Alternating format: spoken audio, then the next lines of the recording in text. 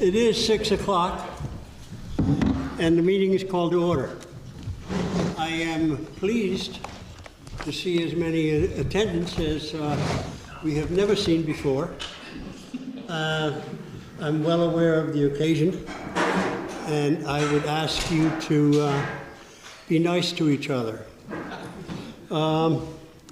We have an agenda which I will follow, and our first order of business is a review and adoption of the agenda itself. Do I have a motion? I move we adopt the agenda. I have a motion to adopt the agenda as published. Is there discussion on that motion? If not, all those in favor will say aye. Aye. Anyone opposed? Thank you. We have sent out to the members the minutes of the last meeting, which was on May 2nd.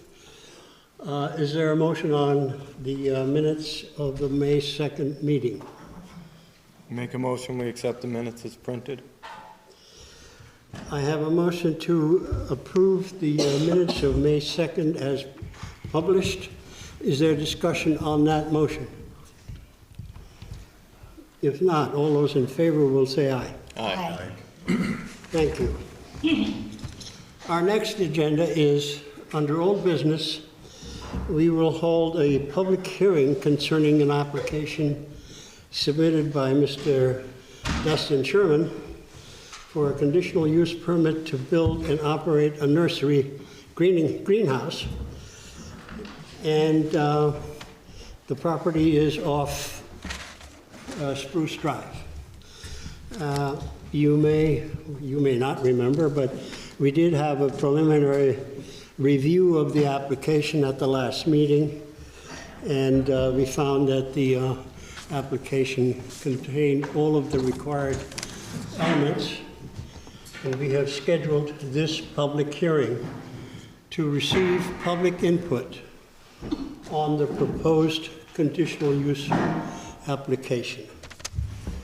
As you may know, the application is very simple. It is an application to build up to 4 greenhouse houses over the next 2 years. And the purpose is going to be, according to the application, to grow cannabis, a controlled substance which the state of Vermont has recognized as a legitimate endeavor and is issuing permits for the growers under certain conditions. The conditions of the permit are set by the Cannabis Control Board, which is a state operation. It controls the conditions under which methods and conditions the permittee can operate. The town itself has no role in that determination. We cannot determine that we don't like it because we don't like it. The control is with the state. What we can do in granting a conditional use permit is when you want to build a greenhouse, we can determine the hours of operations. We can determine the number of people, or if you tell us the number of people that you're going to have on the property, we can require certain numbers of parking spaces. We cannot determine that we don't like it and therefore not issue a permit. That is not the function of the local board. So Before I open it up to public comment, I would ask you, in consideration of other people who may want to speak, keep your comments to about 3 minutes, if you can, please. And for our visitors on Zoom, I would ask that they mute themselves so that we can hear what is being said in person, and also can hear what people will say when I recognize them on Zoom. And with that, the public hearing is open. Who wants to speak first? Yes, sir. Would you state your name, please? Sure, my name is Richard Quinn. I live on Marsh Hill Road. When you use the phrase conditional permit, Use the conditional on microphone. what? Pardon? You use the phrase conditional permit. Yes. Conditional on what? What are the conditions? Could I ask you to use the microphone, because I prefer not. I hear you, but anybody who wants to watch this on Zoom It's, or later, they wouldn't hear him, Do right? you have, it's omnidirectional. It goes all around. It's very, okay, so it picks we're up very okay. well. I can hear it. to answer your question, what I'm talking about is a conditional use permit. Okay, what are the Okay. conditions of the A permit? conditional use permit in Andover Okay. is based on, in 1972, when the town adopted zoning ordinance first, they decided that the entire town will be zoned R1, residential only, okay? They recognized, however, that there are some endeavors that are not R1, that are not residential. I mean, you have a campground, for instance. And that is recognized as a conditional use, which requires a permit. So if someone wants to start a campground in Andover, they make application for a conditional use permit to have a campground. And it goes to this board, it has public hearings, and then the permit is either granted or denied. That's what we talk about a conditional use permit. That's fine. Okay? Thank you. Anyone else? Yes, I'd like to ask some questions. Yes, ma'am. My name is Pat Sanachik, I live on North Hill Road. My concerns are, is this something when this growth is gonna take place with these greenhouses for commercially, for anyone to come in to purchase, or is this going to be just as a grower brings retail out to other places or to be purchased through a regular purchase house, like distribution center? Let me, I'm not sure what the gist of your question is, but let me I can ask you. clarify that for you. Pardon? Is there a potential of this becoming a dispensary as well? It is not. Does that answer your question? And I'm asking, let me outline what I know. Okay. The state has reserved to itself the permitting and making conditions for growers, for cultivators of cannabis. It has also empowered the towns to choose whether to have retail sales in town or not. So if this operation is granted a permit from the state to be a grower, a cultivator, it cannot be a retail outlet at the same time. Okay. It's absolutely, I mean, state laws may change, but at this point, it is not permitted. Okay, another question I have. What's the draw on electricity? What's the draw on electricity from this, and how is it going to affect the people in the vicinity of this area? Also, not so much of this, just that, the water, and also how about the traffic? Now, Obviously, whoever's going to be coming and going to get this is going to be traveling either down towards the Ludlow area or over towards the Weston area on North Hill, which is going to have an effect on traffic and everything else, and people living in a residential area. So, Right, yeah. All of those conditions are specified in the state permit. And if there is a concern, for traffic, for instance, we, as in Andover, have no control or have any writing or regulations about controlling traffic. We have nothing to go and say.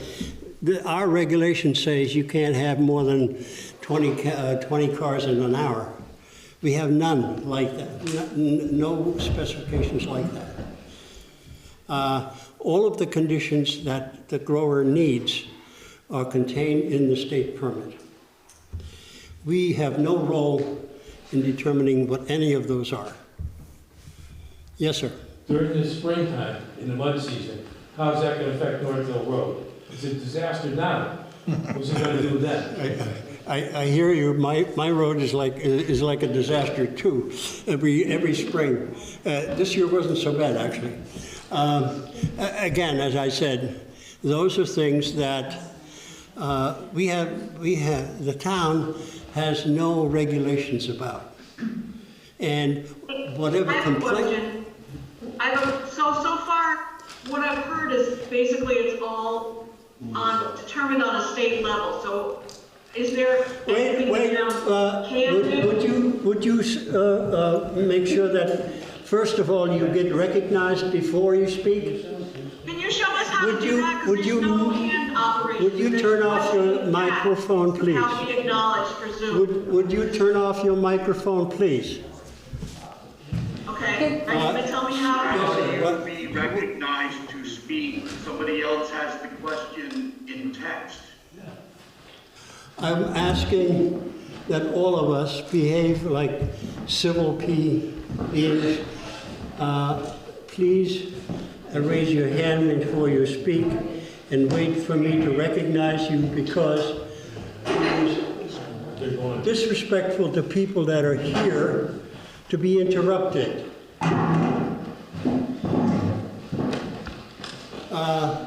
Yes, sir. I have a couple things I'd like to address to the board. My name is Tony DiGuglielmo.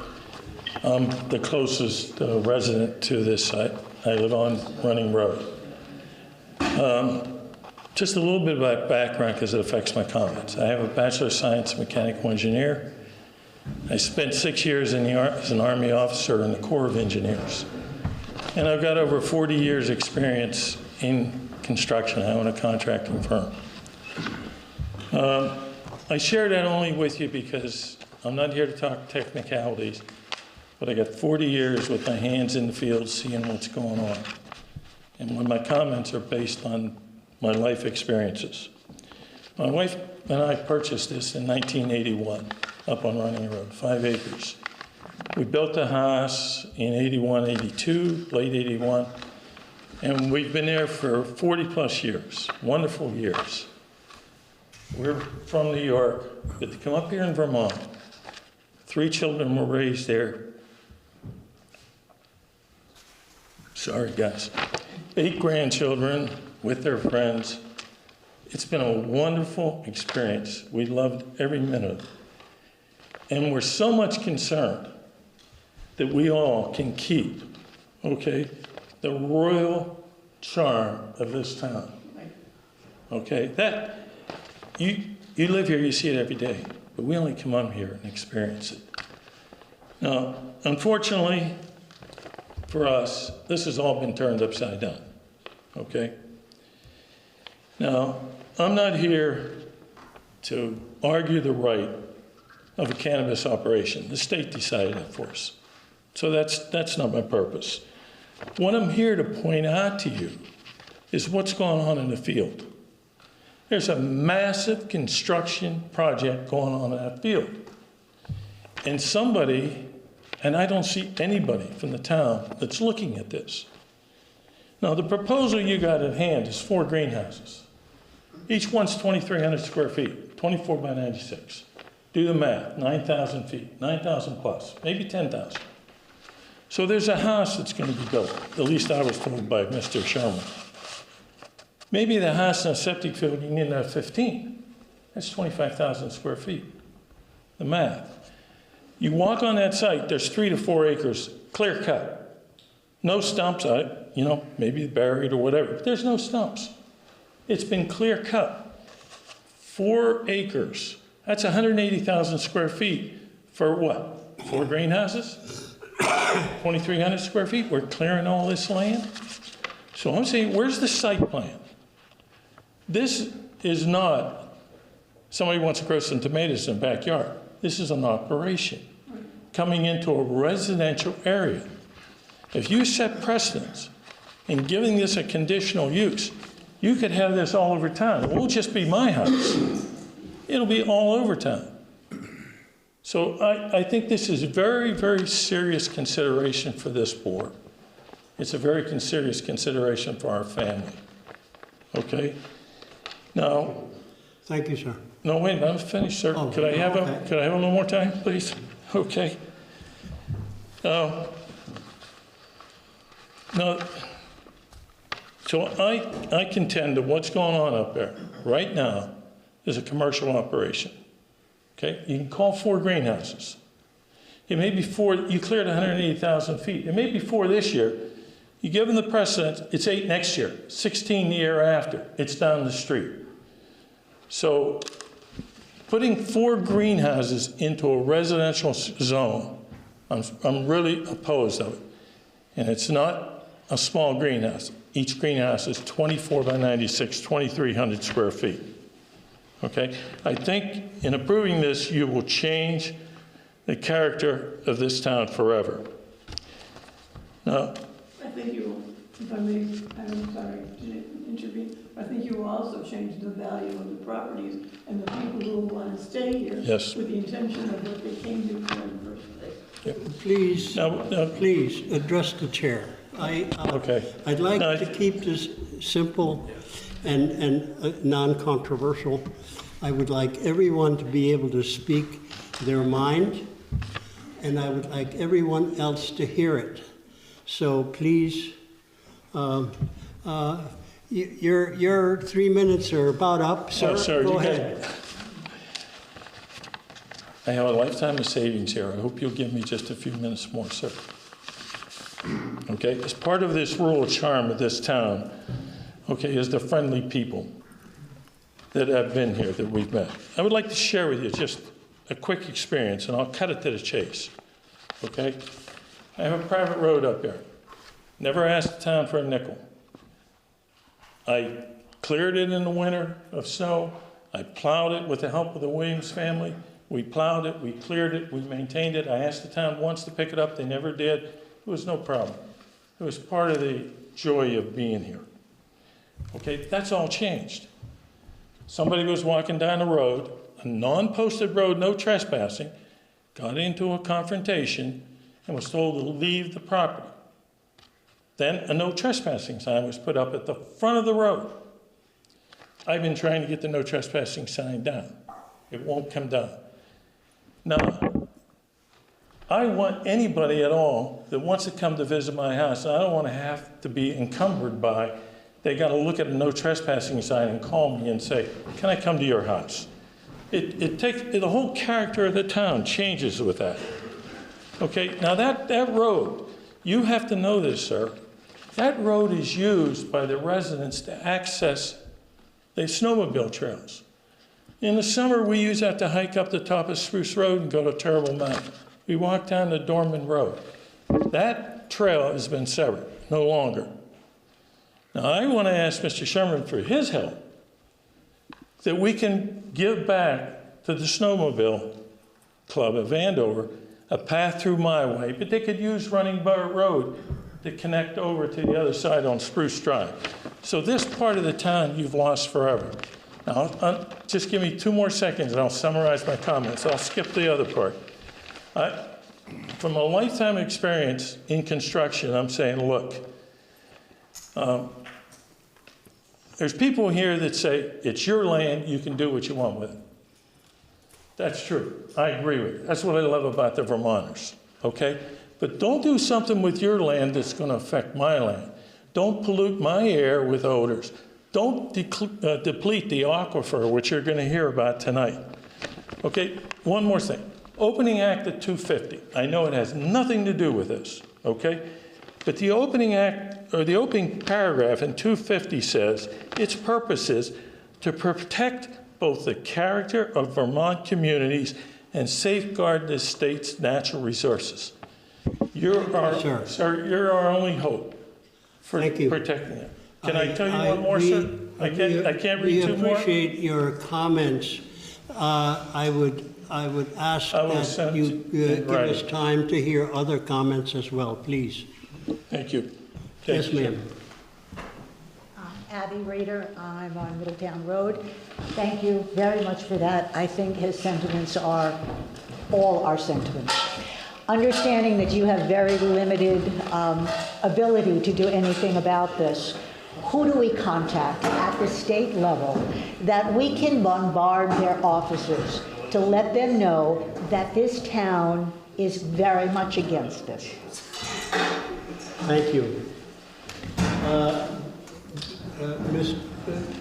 I believe that I should have. You've had your hand up. You have 3 minutes. 3 to 4 acres, categorically false. Absolutely not. That is not how much has been cleared. 1.5 acres, maybe. So, what he did not mention also is that he didn't ask me to take down the no trespassing sign.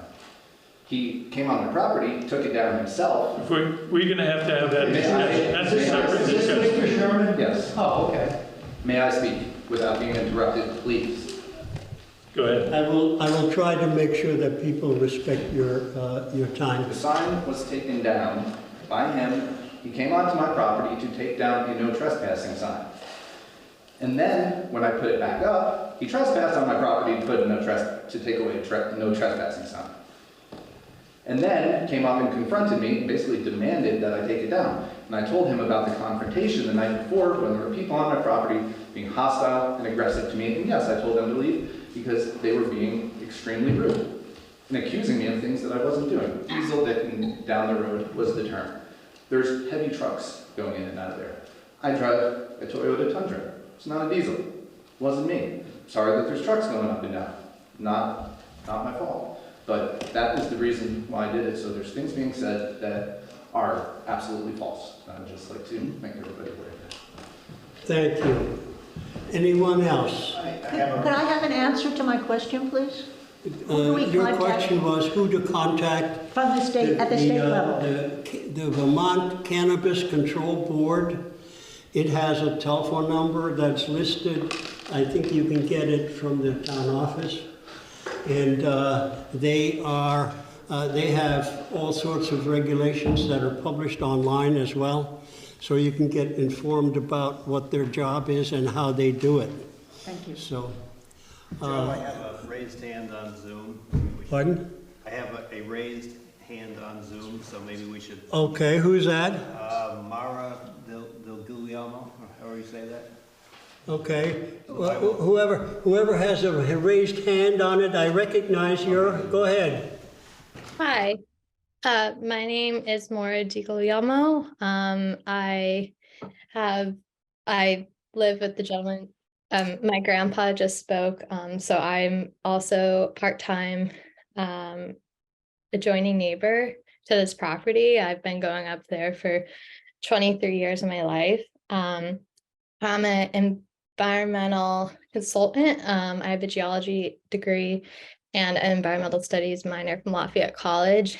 And I work for an engineering company, and every day I'm dealing with environmental reporting, soil sampling, groundwater sampling. And my main concern initially when hearing about this application was that an environmental impact report wasn't going on, and that seemingly some construction and removal of trees was happening. So from my professional opinion, I think it would be prudent of the town to request an environmental impact statement, so that it's very standard. Most of the time, the work I do is before construction happens to make sure that it will be safe to neighbors. It will be safe to the people working at whatever site is developed. I'm concerned about discharges of water depleting the aquifer, potentially endangered species, odors, permitting off-site.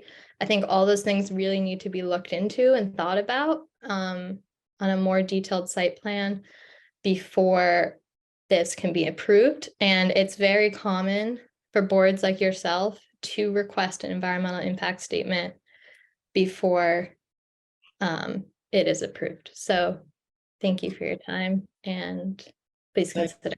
Thank you for your comments. Thank you. Okay, I have several people here. So, Okay. Chris Hazelton, I think he was the next one. Who's that? Chris Hazelton. Chris Hazelton? Hazelton. Hello? Okay, Chris, go ahead.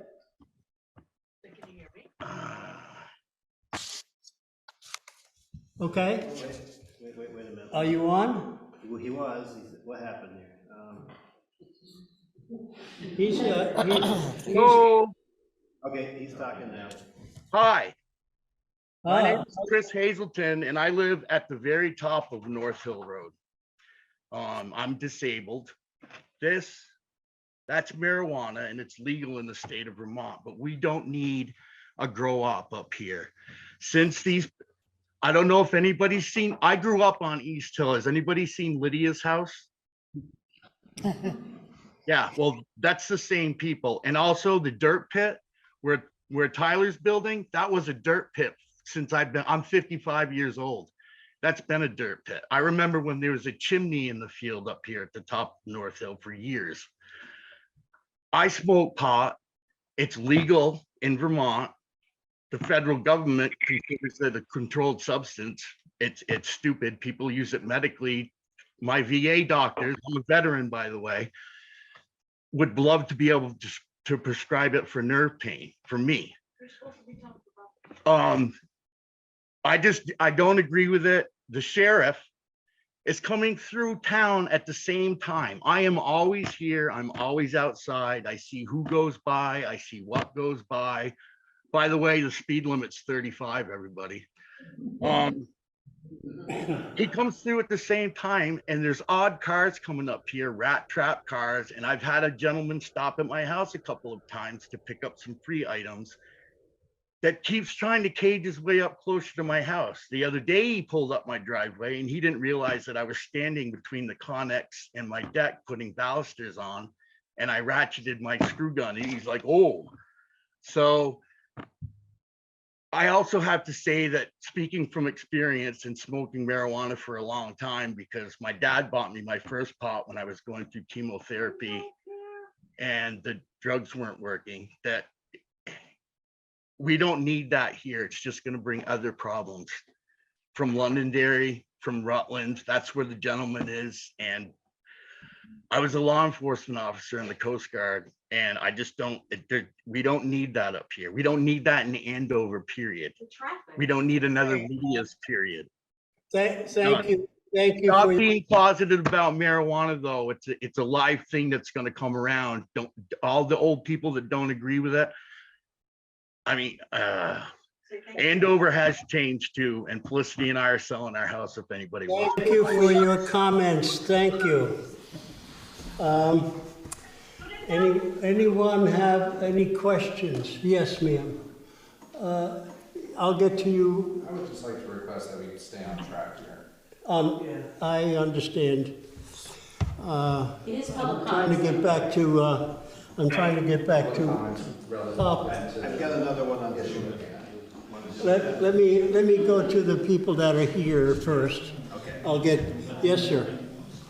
My name's Kevin Kunze. I live right on Route 11, so I'm not directly affected by what will happen one way or the other. But I do travel up North Hill Road at times, and I know when not to travel on North Hill Road. Mud season specifically, wintertime, it's treacherous. As you say, the state is going to control a lot of what the mandates can be done. But I'm curious, when it's a town road, will the state be assuming maintenance of that road because an industrial business is now operating heavier on that road, causing increased wear and tear on that surface? Well, I think the obvious answer is that the town does not charge the gas company for traveling the road to deliver gas to its customers. The town has no specific regulations about the uses of its roads. It maintains them annually, and it does the best you can. But I'm not aware that the town has any sort of regulations about the frequency or the even the weight limits for most of our towns, town roads. So, yes, ma'am. My name is Julie Tracy. I am in a abutter, as well as my partner Joseph and our 3 children. We have a 1, a 3, and a 5-year-old. We've been here for 5 years now, and we are opposed to the greenhouse growth. Just to put us in context, I'm a psychedelic therapist. I am pro-medication and drugs as used as medication. I'm not concerned about cannabis. What I am concerned about is that the greenhouses, I founded a nonprofit that is a 10,000 square foot log cabin. I understand construction. I've done construction for years and did home repair for years as a carpenter. My partner is a carpenter. I understand the use of land and developing land. I also ran a nonprofit that did gardening, significant grow sites. What is being proposed will change the character of Andover. It will change the character of our neighborhood. It will change the conditions that are agricultural in our area. It will change the residential area that we know. It already has. I hiked with my children, couldn't go down the vast trail, and that's okay. It can get rerouted. That's fine, it's changed. We can't go down that sledding hill. Those are things that will forever be changed, and we will never be able to take part of again. And it's up to this board to protect the rights of everyone in the community, not just one landowner, but all of the landowners, the ones that we're uphill as an abutter. So our young orchard that we have for our family, if there's a significant amount of water coming out of the aquifer, we will not have enough water for our home, let alone for our fields, let alone for our crops to support our family, for us to be independent. So that will be significantly affected by a 10,000 plus square foot grow site, without question. If somebody were growing almonds, I would be concerned about the aquifer. It's not about the crop, but it is about the aquifer and how it is affected. It is about the light pollution. I want to be able to go onto my back porch by the campfire to see the moon, to see the stars. I want my children to be able to have that. Again, a 1, a 3, and a 5-year-old. We moved here from northern New Hampshire to have this experience. And it will be forever affected if there are grow lights constantly on. That's not information that we have, and I would love for Mr. Sherman to be able to address the water usage and the light pollution and potentially any sound or any other pollution. And so those are things that are directly related to the growing and the greenhouse space. So thank you so much. Thank you. Okay, I have a couple of people I have 3 people on Zoom, hands up. Okay. Give me a name. We'll do Thoreau's. Mrs. Thoreau? Yeah, Jean Klutz. I'm trying to unmute it. Okay. There you go. Mrs. Thoreau, go ahead.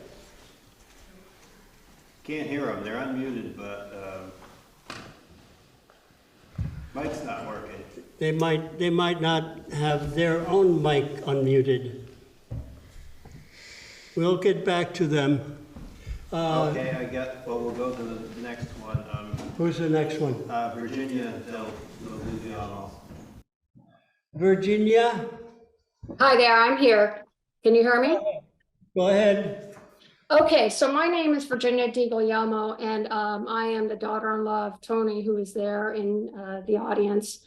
I'm a New York State certified biology and chemistry teacher, and I have my BS in biology and an MA in analytical chemistry. And I'm in no way concerned about cannabis, the legal use of cannabis. What I'm concerned about is how this grow operation will impact a rural, mature forest residential environment from a water consumption, a pesticide application, and potential leaching into the soil, fertilizers that are going to be provided for those plants, the sound pollution for the HVAC that will need to be installed in order to remove the humidity from those greenhouses, and the chemical storage on site for these fertilizers and pesticides, as well as the waste disposal of plant refuse. And the biggest concerns that I have kind of all cycle to the aquifer and the water cycle. So to just give you a couple as ifs, if this is considered for the 4 greenhouses, and we just estimate 10,000 square feet, and an average density growth within those greenhouses, this will consume a minimum of 2,400 gallons of water on a daily basis. There are, for 100 days for autoflower plant species, so 3 minimum crops a year. But if these are going all the time, and if we then look at 95% of water is transpired by those plants and needs to be removed, you're looking at sound pollution, and you're looking at air filtration systems. And if any of those fail, and where mold likes to grow, sporulation into the environment. You're also looking at the leaching that I said of pesticides and fertilizers into the runoff that's coming off of what was Spruce Hill, what used to be Michael's Way a long time ago. And this will absolutely dramatically impact, and I believe it will do irreparable harm in complete soil stripping this land. And it's we're not on a highway. This isn't, a commercial zone. Some of you guys, to understand this, again, not about cannabis, but go walk and see what the size of that square footage is actually. Walk 100 paces, 10,000 square feet, smack dab in the middle of these beautiful mountains, mature forests. We want to protect our environments.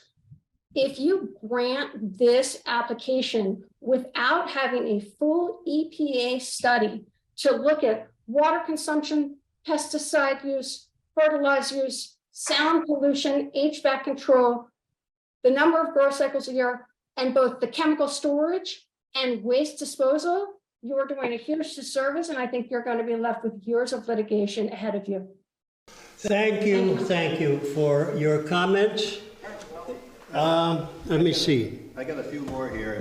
Let me have some people who are actually here. Hank, you want to say something? Go ahead. Come on up here so that people can hear you. That shouldn't be a problem. I'm just doing my job. Spent a lot of time on that rock pile up there, and I'd like to know what the elevation of that piece of property is. I got the map. Everybody got a map from those people. 2000. And there's an awful lot of house lots there. And there's not much land. The further up you go, it's a mountain, it gets narrower. There's not much of Mother Nature the further up you go. And if they use as much water as they say it is, that's going to deprive, at that elevation, there isn't a lot of Mother Earth to hold water. It's rock, and there's no storage. So if and the water is going to travel the path of least resistance. So if they get the water going in one direction, that's where it's going to go. And I hate to think of how far they have to drill to get a well at that elevation. And all the water that they don't use is going to go right down through town. If anybody looks at a map, all of the drainage from that side of Terrible Mountain comes right through town. Thanks, Hank. You got any more? And I know that you cannot mine uranium in this town, isn't that correct? That is very correct. Okay. Well, actually, that's not true. It's not. It is, the select board passed a law or an ordinance that says you can't even transport it through town. That was, and I was there when they did that. So. Well, it seems. Thanks, Hank. Just, the federal government says it's illegal. Yeah, but I question the state. Yeah. Okay. The state is kind of messed up. All right. Saying that it's legal and they're going to have problems. And what do you think of a state that says you can use marijuana? You can also put X on your birth certificate. What in the hell is an X? So you got to question the wisdom of the people in Montpelier. Let's not go there, please.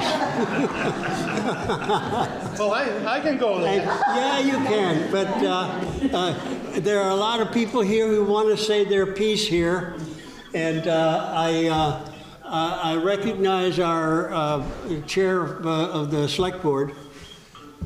Trying to figure out loud. I just want to give you a few statements from the town plan, which is the philosophical statement about where the town wants to go. That's correct, yes.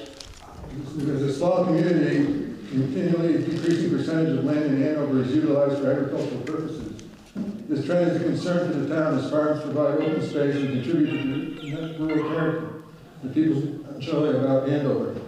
A few other benefits provided by farmland include habitat for a variety of mammals, reptiles, and amphibians, and birds, as well as a patchwork of fields, forests, and view sheds, which together constitute an aesthetic resource. I just wanted to put that out there and say the comment that I don't think this is the type of agriculture that was thought of as we were looking at the town plan. Times have changed, as you know, and as I said, the state of Vermont has decided that the federal government is in error by making it a Class 1 drug, and they decided to permit its growth and distribution. What we have here is a state government that tells us what we can do and not do.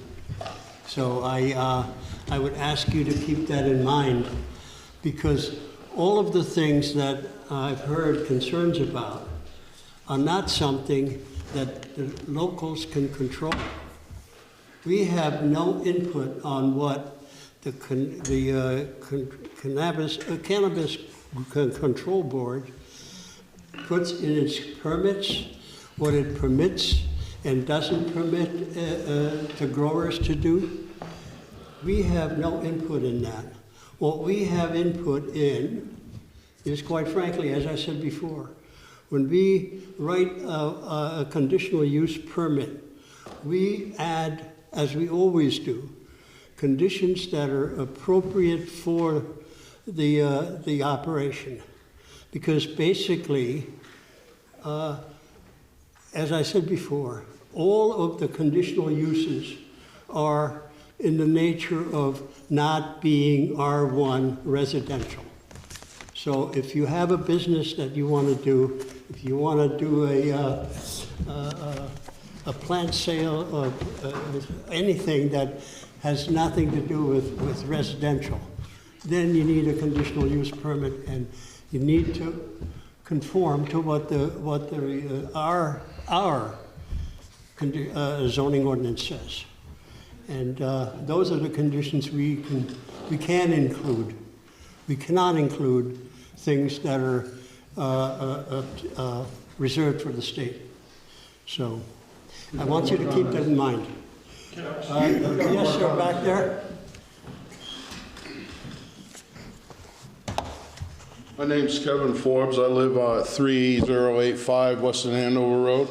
First of all, I'd like to commend Mr. Sherman for showing up to this hornet's nest. Second of all, mine is basically twofold. First of all, I feel a little bit sorry for the people that live in that area who have bought property there because of what it is, and now you're asking them to make changes that they don't agree in that could affect their property values, obviously could affect their family life.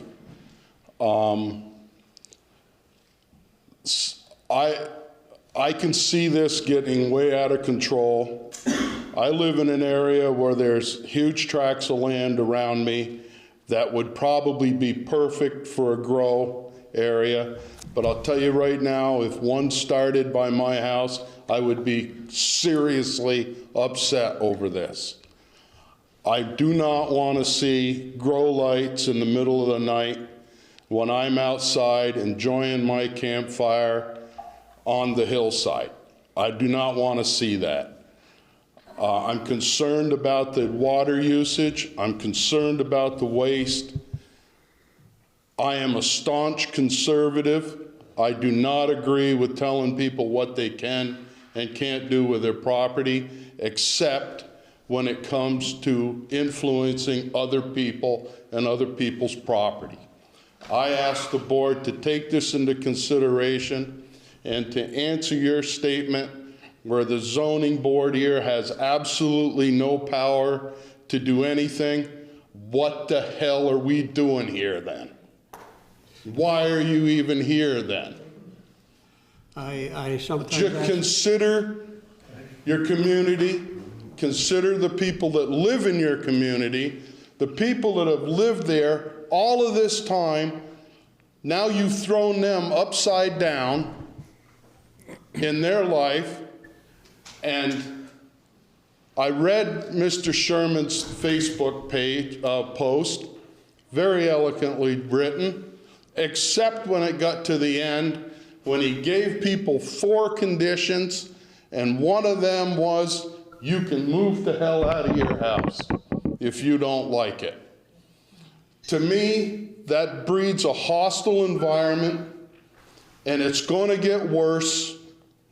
And that tells me that this man, even though he says he wants to be a good neighbor, has no intention in being a good neighbor when he makes a statement like that. You can get a lawyer, you can move out of your house, you can turn your life upside down to appease that gentleman there. That is not right, it's not fair, and that's where I stand on this.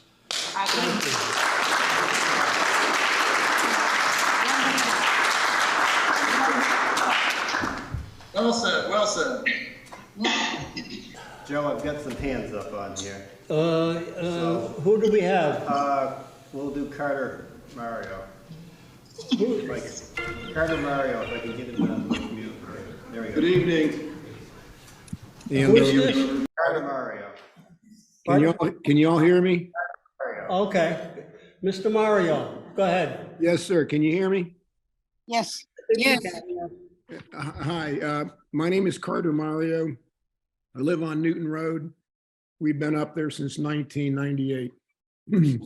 I think the board, I'm not going to say you misspoke, but I do think you have some authority to oversee the use of our land in Andover.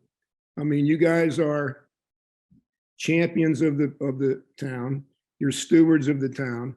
You cannot allow a condition that is going to infect the use and enjoyment of the people of the town. Noxious odors being one. My son works for a big cannabis company, and thank God I don't have to pay him because he has a job there. This is not, like everybody said, a cannabis versus no cannabis issue. It's not an appropriate use of the property, period. And for the board to sit there and say, you know, we're being directed by the state, that is hogwash. You folks have the power to say this is not acceptable. We can't allow this huge operation to invade and impact our character of this town. Correct. You have Maura, who did a wonderful job technically, Virginia, and the board ought to applaud them for giving you an education on their experience. And I'm not a land use lawyer, but I am a lawyer of 38 years. And I will tell you folks have a big challenge ahead of you. If you allow this operation to come here and impact our community the way it's going to impact, it's not going to go away because you approve it. It just will not. There's too many people that have too much invested. I don't mean in land value, in their life equity. I go up to Vermont because of its bucolic character. And it's just a wonderful place. To think about having to smell that stuff, to think about seeing what's growing that stuff, to think about the impact on the roads, the dust, the ruts, the traffic, the speeding, the unsavory people. I think it was Chris, Chris, I stand right with you. I mean, I don't think that anybody on this meeting, except for the applicant, thinks this is a good thing. So folks, you got to ask yourself, you got every single person here on this meeting and everybody probably on the board that is opposed to this. Stand up and do what you know is right. I'm opposed to this application. Thank you. Thank you. Thank you.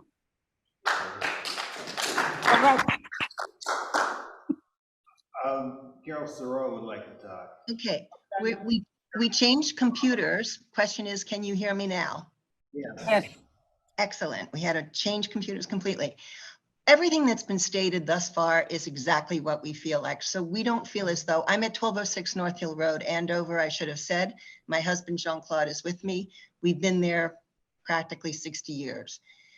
It's been a terrific neighborhood, no question about it. So everything that's been stated, frankly, is we totally agree with. And I just wanted to be clear on one thing, Mr. Fromberger. We emailed you today. I sent it to Jeanette Haist and was hoping that you would get that letter. And it just states basically our concerns. So in the interest of time, if you could acknowledge that you did receive that letter, then I feel good about stating our opinion and our concerns. Your name is? Carol Thoreau, S-U-R-E-A-U. I did get your letter. You did. And it was informative, and we will Okay. take it into consideration. Thank you. Okay, thank you. Okay, let's see, who else? Someone who hasn't spoken, please, go ahead. Hi, my name is Beth Worsel, and again, I live over on East Hill. There was a period of time when my husband and I actually did have a place on North Hill.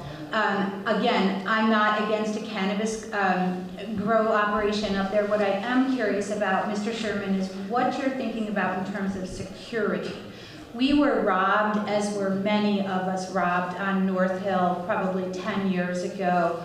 To sort of bring to light what Chris Hazeltine did mention as well, you know, we always know that there's unsavory characters wherever we are. I totally understand that. But I'm just wondering if you have any plans. I understand you don't live up there. Do you have any plans for like security or cameras or anything like that? License mandates, depending on the size of the operation, any number of security measures. I would employ security cameras, gate, fencing, motion detector lights, and alarms. Okay, that's helpful to know, again, because it is a very, very residential neighborhood with people with children, and I just think it's really important that those are the things that we should be thinking about. Thank you for asking the question to me. Yeah. Thank you. That was helpful. Yes, ma'am? My name is Kathy Sarnes. I lived in Andover for many years, and I've been a landowner in Andover in the past. I've been before the zoning board for conditional use permit, and I know how difficult that was to get that conditional use permit to add an additional living unit. That was it. I would ask you all to consider this as if this gentleman was going to grow geraniums. And if he was going to grow geraniums and he was going to have the same impact on the land, the water, the wildlife, light pollution, and such, it all amounts to the same thing, whether it's grass, marijuana, or geraniums. There's still a huge impact. Light, pollution, runoff, all of the points that have been made here. And I fully believe that this board has every bit of control to say this is a conditional use that we cannot accept based on simply that, whether it is marijuana or geraniums. It's going to have an impact that we cannot accept. Thank you. Good point.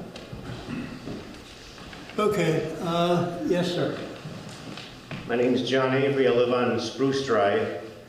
And first off, it's on a hill. Water is very lazy. What's going to happen with thunderstorm? What's going to happen with all the fertilizers going down there? We're probably going to lose all my friends down on Dorman. What's going to happen to their wells if they're going to get contaminated? There's a lot going into this. And the noise, you say you can't control the noise. 5:59 last week, a truck goes down the road by my house. 10 minutes later, it goes back, Jake, break it out of there. We don't need this in a residential area.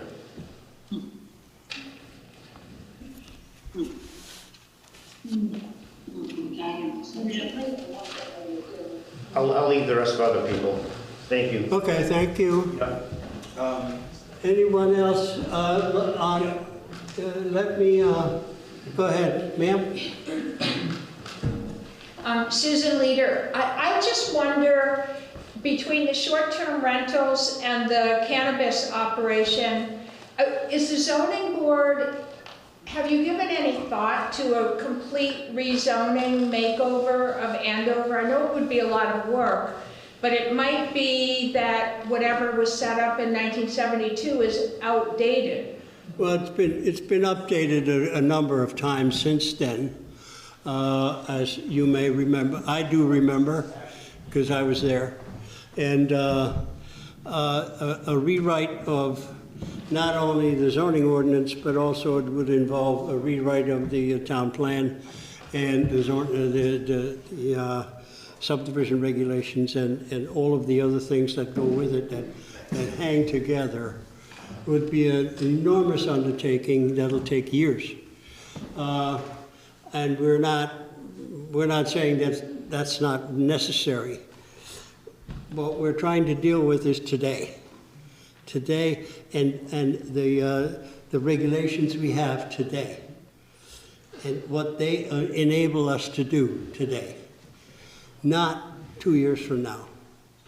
It would be unfair to say to someone, you may be all right today, but we're going to change our mind 2 years from now, and we're not. You can't have a permit. That's not the way we do business, nor is it the way that the courts will allow us to do business. So it's. Can I ask you a question, sir? Yes, sir. If I wanted to build 100 greenhouses here, you would have no authority over me? Pardon? If I wanted to build 100 greenhouses, I come in, you would have no authority to regulate me? Yes, we would. What? I'm asking you to regulate for. Are you answering a question? Sorry, sir. if you make application for something that is unreasonable, we will modify what we write in the permit. Those are the things we can do.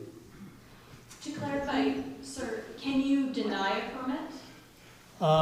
We could, but we would have to give very good reasons, which would have to stand up to a judicial review. No question about it. And to Because- clarify your second point about the 2-year wait, I just want to clarify for the room that the conditional use permit is a permanent attachment to a property. That is correct. Okay, so it's a permanent. Yes. And those conditions are permanent that you cannot adjust at any point in the future. The conditions may adjust when the operation changes. If the applicant makes changes to the operations, then he or she would have to make application for a change to the permit, and that would trigger a review of all of the issues. Thank you. Let me find somebody that hasn't had a chance yet. Yes, ma'am. Hi, I'm Elizabeth Albert. I'm pretty new. I'm on Dorman Road, so I'm just down the hill from the operation. And given all of the concerns that have been stated about groundwater, about light pollution, about noise, is there any reason why the board wouldn't want an environmental impact statement? Why would you not automatically, or not even automatically, but why wouldn't we want that before making a decision? I don't know that. I've been on this board for longer than I can remember. I think it was 1982, and I do not ever remember requesting or requiring an environmental impact statement for either a variance or an application for a conditional use. That doesn't really answer my question. Well, it is a fact, and if the board decides that that is one of the conditions it wants to write into the permit, then it will be in the permit. Whether it will pass judicial review is another question. No, how about this? I will provide that. Sir, can I come? That was very good. Sir, I guarantee you it'll be in the permit. That's all organic. You have to get somebody. I'm confident in what I'm doing. But you know what I mean? Not usually. I'm pretty sure. Yes. No. Okay. Yes, sir. I'm sure I'm not alone in... Your name, sir? Oh, my name is Mark. Mark. Yes, sir. So, I'm sure I'm not alone in these observations, but it strikes me that this is yet another example in the last couple of years or so in which there's a conflict between the desire to maintain the community as it was intended to be and the absence, or as it was, and the absence of institutional authority and will to make sure that that happens, right? So whether it's Lydia's farm and the select board's reasons for going years without doing anything about it, for whatever reason, other than to talk to your neighbor. But the zoning board, in its legitimate, highly limited powers for enforcement. But when you say we are not against an environmental study, and Mr. Sherman happily says, I'll be happy to provide, it is not enough for the authority to say, that's good. It is enough for the authority to say, and we will take into consideration what the rights and the limitations are of the results of such a study. That's closing the circle. That's closing the loop. That is not leaving out to what I believe is that's not true, what I believe should be the select board's authority to enforce, the zoning board to enforce, if you want your property rights to be protected with obligations. They don't go separately. Mr. Schuman, thank you. Oh, you did Pardon? I have some on Zoom here who like to speak. Who do you have? Give me a name. John Klotzerov, he had his hand up for quite a while. John, go ahead. Yes. Yeah, hi. Once again, John Klotzer, 1206. Sherman Road used to be called Mike's Way. It was built for us back in 1968 so we could access 5 acres that we had recently purchased from Ed Thomas. What I don't understand how what is now called Sherman Road is now private property, providing access to basically to the land, personal property access to the land that's being discussed. I just don't understand the process, and I know I'm not going to get an answer today, but I question how that came into being, frankly, because that road was intended to be.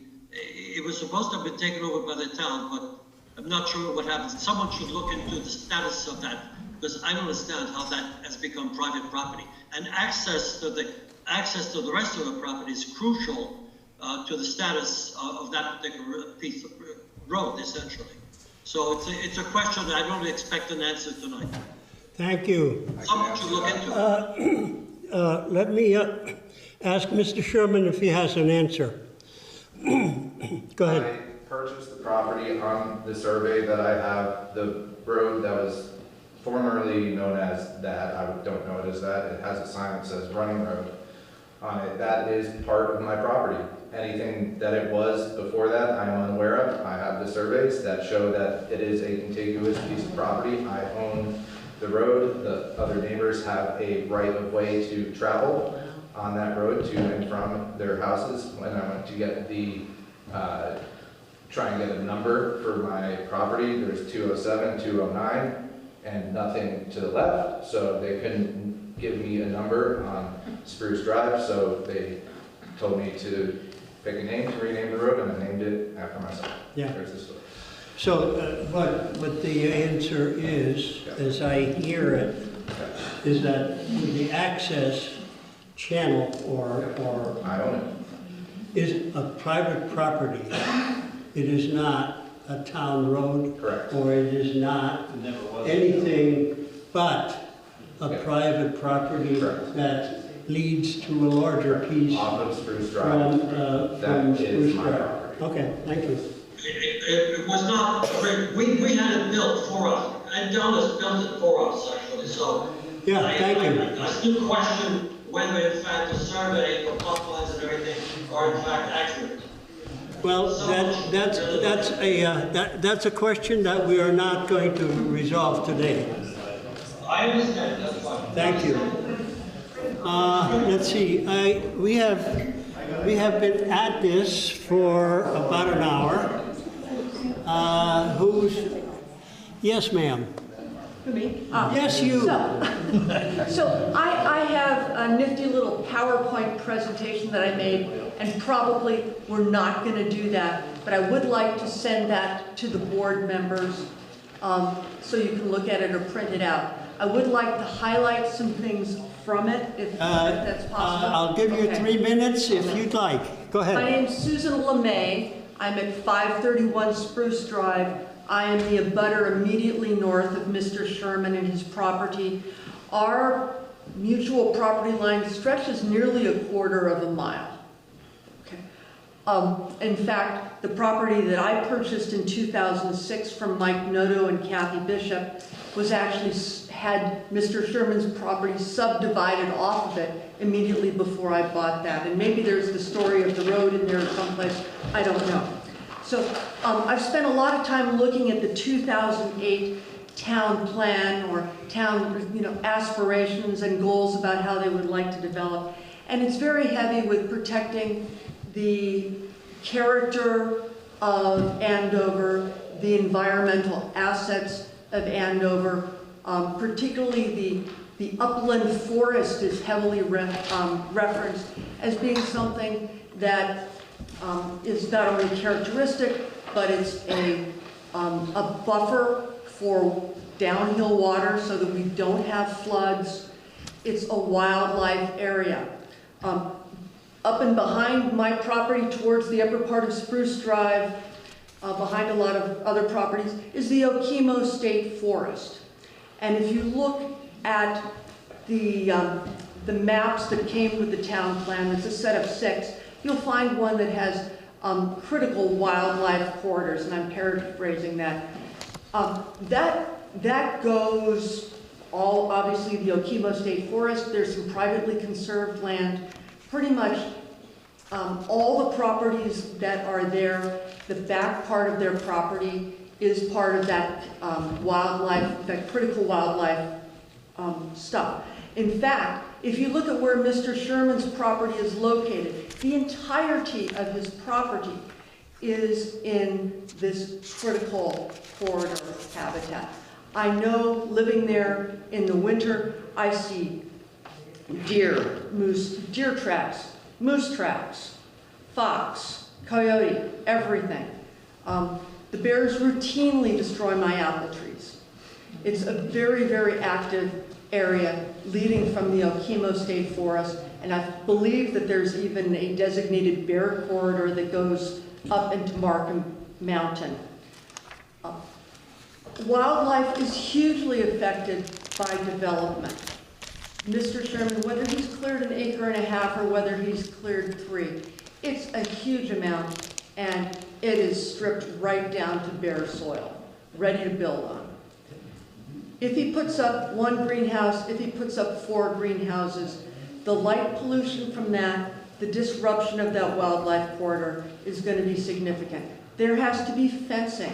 Regardless of the size of his grow, I believe there has to be fencing, and the state of Vermont gives you kind of without being politically incorrect, kind of a Chinese menu selection. You choose your fencing. Could you wrap it up? I am, yeah. Thank you. You should, anyway, so in addition to being wildlife, we are talking about an area that is also designated by the state of Vermont as a severe slope area.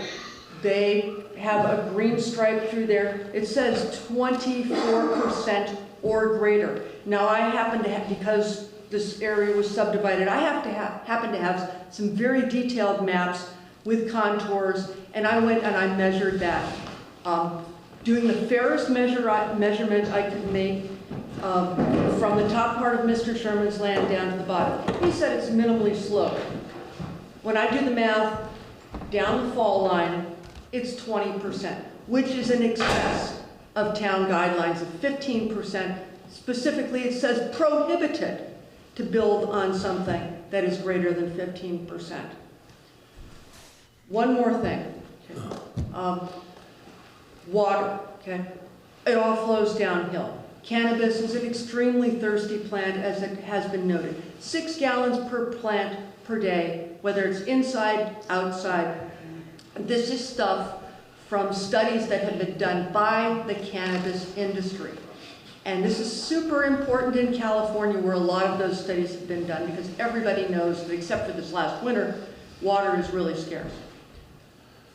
All that it can have the potential of not only running into people's wells, but going right down to Trout Brook, which is what the culvert that we replaced on North Hill goes over, what the High Bridge goes over. It carries a lot of water. It ends up in the Williams River. We need to be conscious. Thank you. I have more. I would love a chance to do it. I understand. I think I want to be fair to everyone to voice their opinions, and I think we have heard most of the opinions. I've got a couple more on Zoom. And I think what I'm going to do is, we have been at this an hour and 15 minutes. I will allow another 10 minutes, and then we will talk to the members to see where how they want to go forward. Someone who hasn't been on before. Okay, Margot Riley.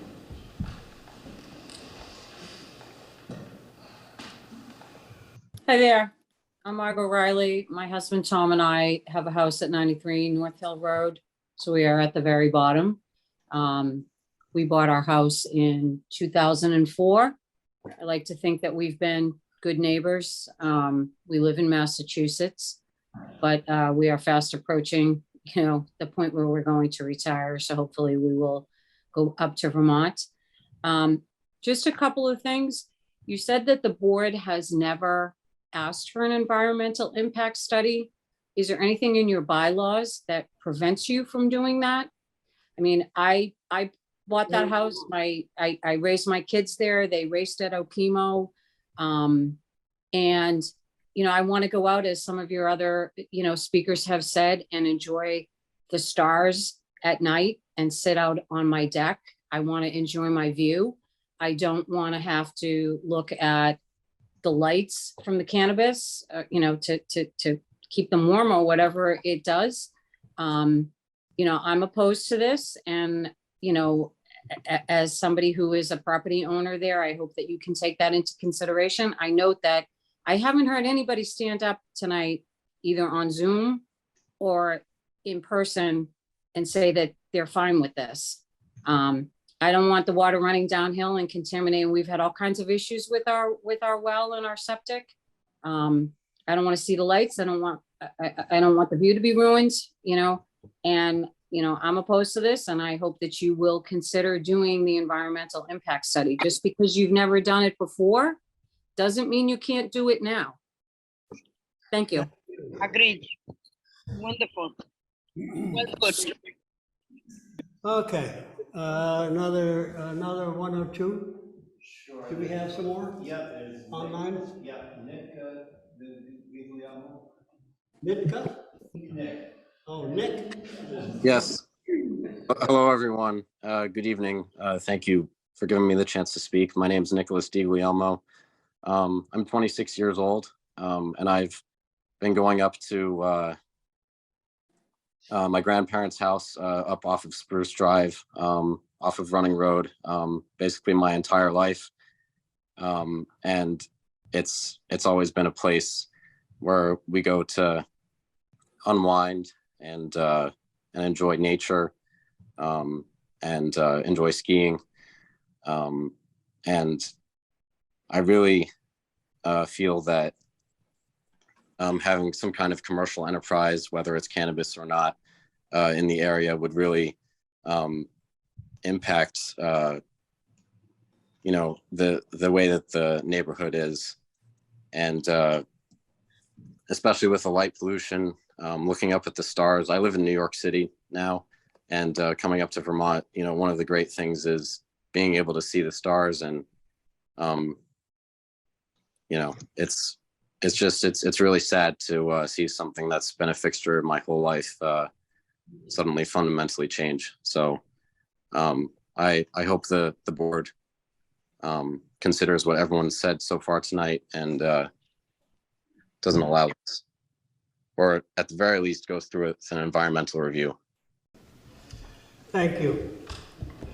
Okay. There's somebody over there. Let's see. Let me take the ladies first. Hi, Joe. Thank you.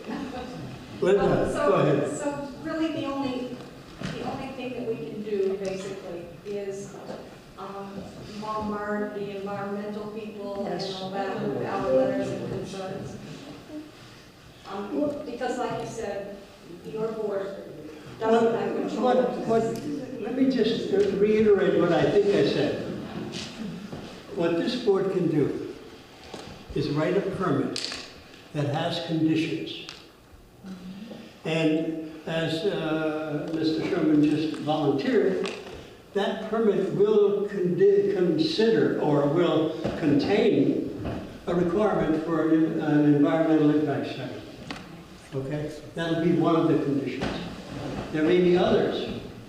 There may be some that have to do with lighting, have to do with hours of operation, and all of those things we can do something with.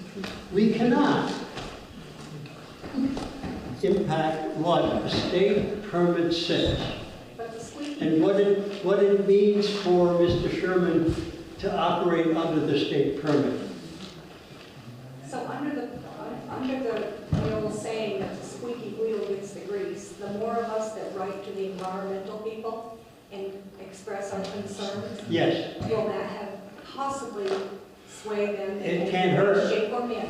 It cannot So it's hurt. the environmental, Yes. it's the fish and wildlife. No people, question about it. it's- Yeah. It's all of those agencies that are supposed to be looking out for the benefit of our. The entity that you want to address is the entity that makes the decision to either grant a permit or not. And that's the Vermont Cannabis Control Board. They're in Montpelier someplace, and they have But they want to make mappers. money on this, so I don't really care about writing to the cannabis boards, because they're all for it. I would rather write to the environmental people and express my concerns for absolutely. why Yeah. maybe this isn't such a bad Sure, yeah. There's no question that I mean, the may cannabis board, help. they want the money. They Yeah. want to sell Well, the permit and, you know. I'm not that skeptical. I think I am. they try to do the best they can within the charge that they're given from the legislature. Yeah, Mrs. Sarnes. I'd like to ask you for clarification, because if I'm hearing you correctly, I hear you saying that because of the state's allowable permit for this use, that this board cannot deny based on that use. That's correct. That is correct. And that all you can do is say, okay, we have to allow this use, whether it's geraniums or marijuana, but we can restrict it. Because of whatever impact. So to clarify, you cannot deny the application. You can't flat out deny it and say, this is not acceptable to our community because it's just not in character of the community. The instructions I read from the Cannabis Board is that you cannot deny a permit because it is cannabis. Again, the point I made was, whether it's geraniums or violets or pot, Yeah. the lights, the water, all of that amounts to the same impact. So it would seem to me that it would be possible to deny it based strictly on the impact, regardless of what the crop is. And that's where the conundrum is, that my understanding is that the state does not permit us to make a judgment about what the end result or what the end product is. Sure. Can I ask you a quick question? I have said that I would close out this. We've been at this for an hour and a half almost. I would like to hear from one more person who hasn't spoken before. Yes, ma'am. So my name is Shana. I live on North Hill Road here in Andover, and I keep hearing you referring back to the state says this, the state says that. But the zoning board in our town of Andover says yes or no to the permit that is being asked. You wouldn't let us dump toxic waste in our neighbor's yard. Our neighbors wouldn't be allowed to siphon water out of our well, and we wouldn't be allowed to pollute other people's property. So the fact that the zoning board would even consider this permit without looking at the impact in our drinking water that could poison us, your homes, your families as well, and look at how it would impact the air and the light and all of the other factors that have been discussed. And no one has really raised an issue with cannabis. We don't care about the cannabis, but we care about our drinking water not being poisoned. We care about the fact that we're not going to have to call someone and spend $5,000 to re-drill our well, which we already have problems with up here on the mountain because of our elevation. And it would be remiss and completely irresponsible of the board not to consider those factors, and you can say no. So just say no.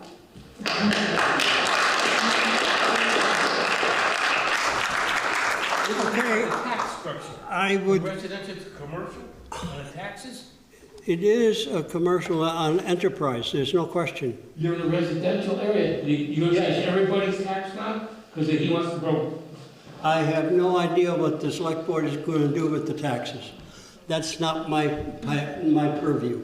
Thinking about it too. Our concern is if, can I ask one question? We haven't addressed all of it. Maybe. Just one question, please. If we're discussing this all night long, I've been listening to everything all night, and you've been saying that you cannot make a decision because it's on a state level. We initially, everyone here in this area that I know of has had a home, is in a residential area. Why is this even being brought up? If it's a residential area, why can't the town just deny it, whether it's him or whoever it is that wants something that's not residential to be put in here, and you changing the area from residential to something else for one particular person or whoever comes about with it? The reason for that, I tried to explain that at the beginning of the meeting. The reason for the list of conditional uses is because the entire town is zoned R1. And anything that is not residential requires a conditional use permit. There is a list, if you'll take a look at the zoning ordinance, there's a list of about 26 conditional uses that people may apply for. The nursery and greenhouse is number 12. That is where people go to make an application if they want to build a nursery or conduct a nursery and build a greenhouse. That's why that is. And but if you'll permit me, we could go on all night, and I would be remiss in going over the same ground that is not going to change. It's obvious. What the board needs to do is take in all of the comments that we've heard and condense it into something that they can decide or base a decision on how we write this permit. Because we will be writing a permit. Or you can deny a permit. Just say no. Or you can deny it. Thank you for your input. But that's what I'm trying to do. I'm trying to get the board to have the discussion amongst themselves to decide how the public comment that we've heard tonight is going to impact how to decide the issue. No more, please. May I A request. Just a request. We've already heard that. I have not heard from him how long of his day those lights are going to run. Yeah. And that's his issue. Okay. How many hours are your lights going to be on, sir? Well, the greenhouses are, I don't know if anybody's read my Facebook post, but the Cannabis Control Board classifies, they have different classifications for indoors and outdoors. What my purpose for the greenhouses is more as a covering rather than using high-powered grow lights, which I'm not going to use because I want to be classified as outdoors. If you use high-powered grow lights if you use high-powered grow lights or the greenhouse is in use for 180 days or more per year, it is classified as indoors. So I am not allowed to use high-powered grow lights. So you will not have grow lights. There are times during the year, early in the spring, for about a month, where some lighting would be necessary to keep the plants in a vegetative state. And how many hours out of that day would those lights be on? You would need to supplement whatever the daylight hours are to get up to 18 hours of light, including the sun. For example, if there's 12 hours of daylight, you need the lights to be on for 6 hours, which I could turn them on. And this has been a question for a lot of people. I wish that people would, instead of making assumptions of what was going to happen, we could have just let me say all this from the beginning. Are you going to generate your own power? Yes, I intend to use solar. Okay, so the impact on the infrastructure. That's one thing that I would like to say. We've had this whole hour and 15-minute thing where it's just a bunch of assumptions without getting the information from me. Everybody here seems to be an authority on what's going on out there, but I'm the sole person that is the authority of what's going on there and can speak on it. It's kind of ridiculous and astounding to me, honestly. I thought Vermont's supposed to be a group of open-minded people. No, sorry, I've been here for a long time. Being open-minded. And let me be real clear, I've been here for a long time. So, everybody's saying. So can you address the water issue, sir? The water issue?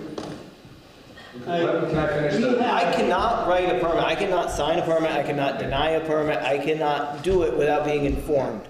You need to hear it from me. I don't know what they did at Abundance Acres. I wasn't here for that permit process.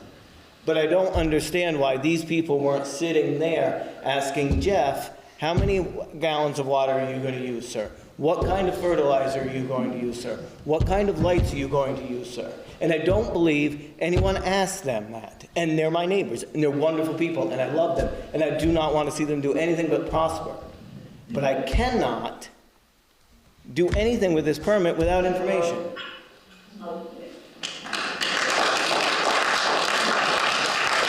Sorry, Joe, I'd like to get home too. I start my day at 4 a.m. Well, we do have another client waiting for action. I understand.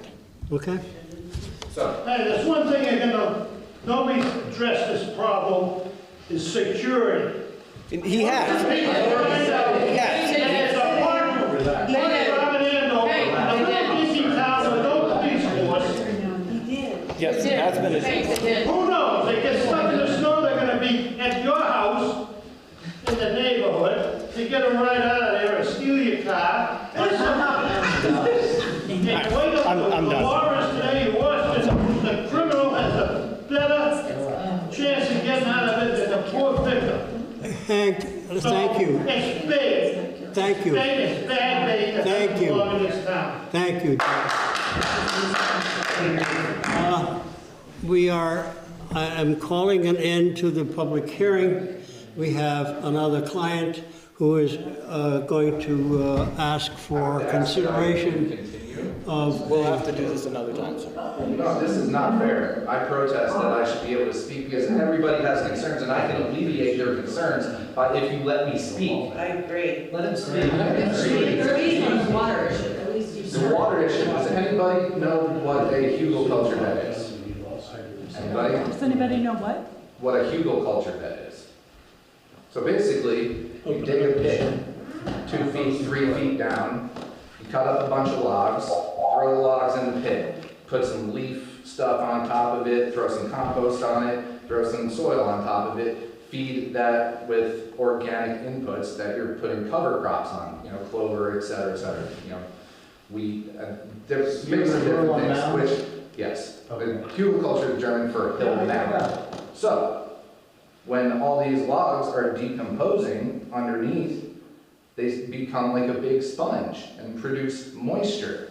So this is a technique that I am going to start this year, if approved, that in theory, I might not have to water at all, or water minimally.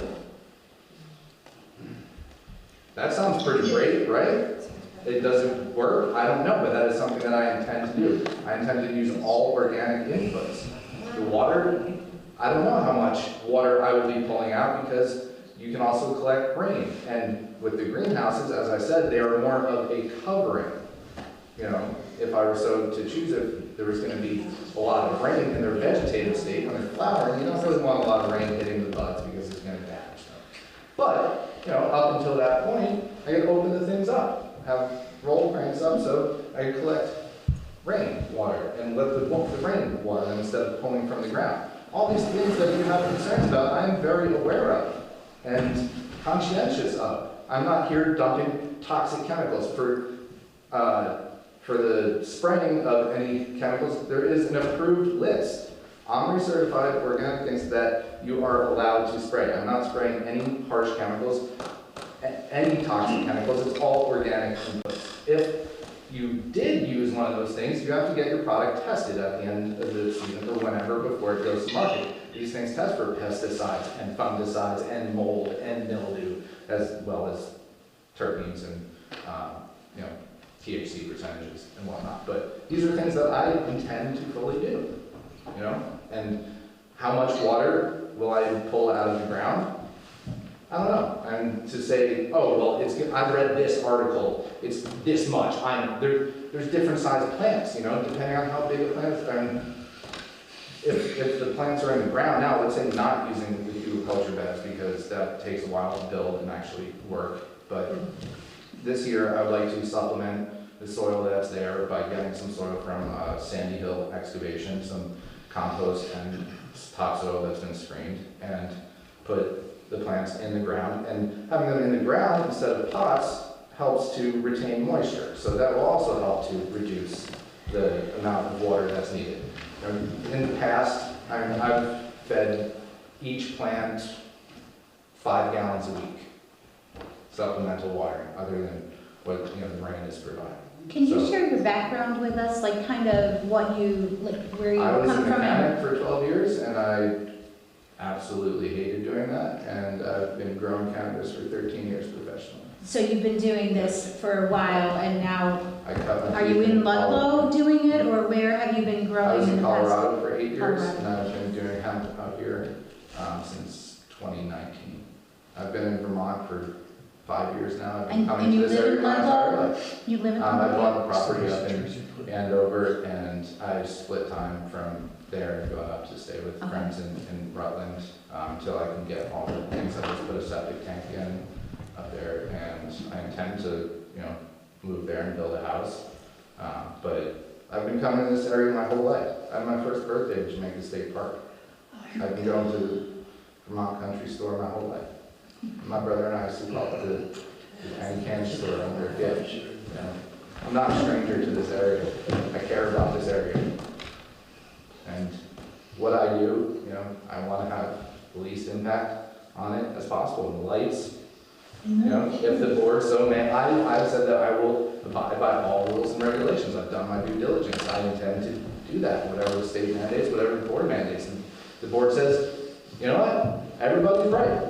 We don't want any lights. I can cover the greenhouses for a month and uncover them, and there won't be any lights. I can do that. That's if that's what the board says, I accept that, and I'll do that. That's fine. I'm not here to cause problems. I know that this is stressful to a lot of people, but there's benefits to it also.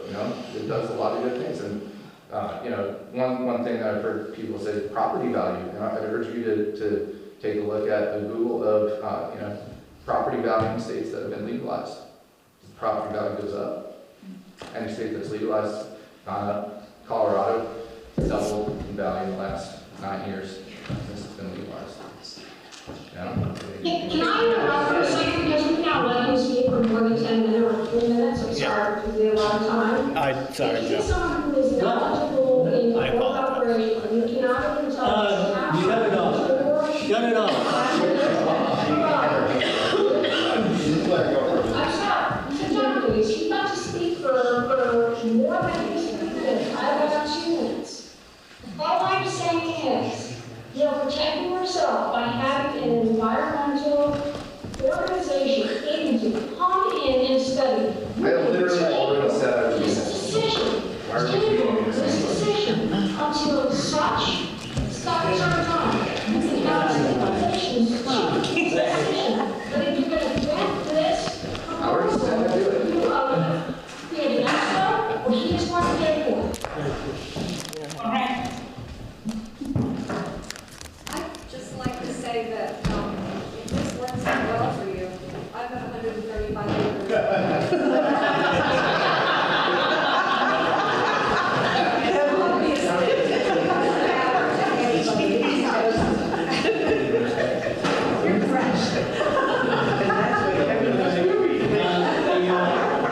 Public hearing is over.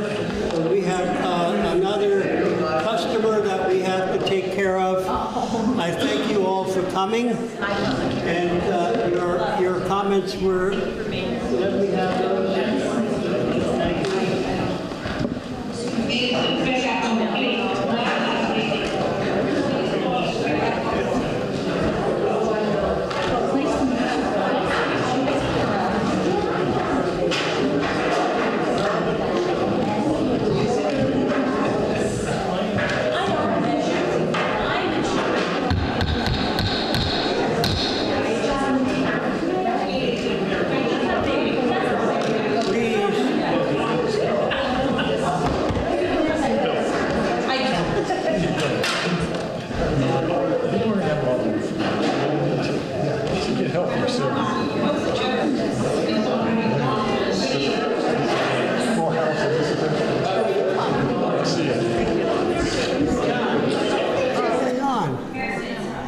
gotta do away with the Zoom now. I just want to say that I respect all of you a lot for putting up with all of that. Really. It may come to you. Great. I hope it comes to me. I was going to stand up and say something, and I didn't. I know. I'm not going to. What are you gonna say? Jonathan, make sure this doesn't make any noise. Yeah, I'll try. I keep running the, people keep one that kept Unmuting itself, yeah. And then the woman tried to share her screen. Oh, I think she hit some.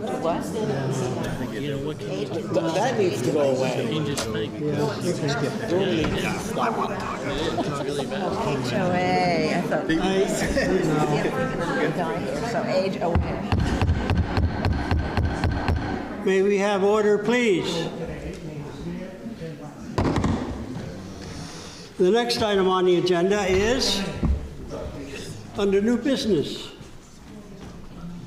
The board will conduct a preliminary review of a minor subdivision application from Mr. Tim and Elizabeth Vector.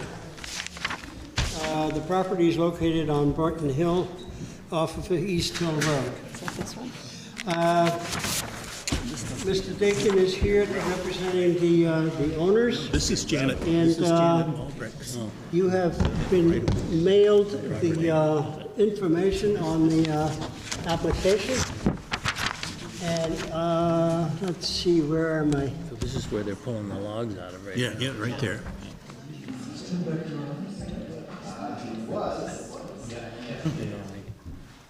Where's the, how do you get access to this property? There isn't. Is that this thing we? That's where they're, you know. Joe, is this it? This paper? Oh, yeah, just Is this it? talk about environmental. Oh, yeah, I got it. Yeah, that's it. This is for us to see. That's the one. Okay. Mr. Dakin, do you have any words of enlightenment about what Mr. Vector wants to do? Mr. Chairman, thank you. This is a minor subdivision application, as you said, 2 lots off of East Hill Road. The survey has been filed. We have the survey, thank you. So I think you all have a survey in front of you. We believe that the survey addresses the requirements that you review, and you can confirm that. But effectively, it's a subdivision that has a lot with frontage on East Hill Road, and then another lot, 13 acres in the back, and right away serving that back lot. We have some doors closed so that we don't have. Thank you. Go ahead, please. Yeah. Say it again, East Hill and? Access lot 2. There's a right-of-way that shows on the survey. Yeah. That comes through. The copies. No right-of-way. In front of you. Yeah. Now, don't be misled, there appears to be it's like a number 7 right-of-way, but that's really for a neighboring lot and not for this.